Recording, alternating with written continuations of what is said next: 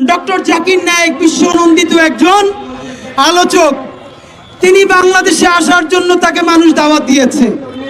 ভারতে এখন পর্যন্ত তার বিরুদ্ধে কোনো ভারতের আদালতের রায় হয় নাই, তার বিরুদ্ধে চার্জশিট গঠন হয় নাই। শুধু এরপরও বাংলাদেশে তিনি যখন আসার কথা বলা হয়েছে, আপনারা ভাবেন অফিসিয়ালি ইন্ডিয়া বলছে জাকির নায়েককে ধরে ইন্ডিয়ার হাতে তুলে দেওয়ার জন্য। ভাবেন, জাকির নায়েক কিন্তু দণ্ডপ্রাপ্ত আসামি না, এখন পর্যন্ত তার বিরুদ্ধে মামলা আছে, দণ্ডপ্রাপ্ত আসামি না।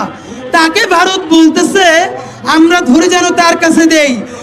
আর গত 15 বছরে হাজারো হাজারো মানুষ খুন করে, গুম করে, হত্যা করে, 1 বছর আগে জুলাইয়ে গণহত্যা করে সে এখন দিল্লিতে গিয়া ঘুমায়।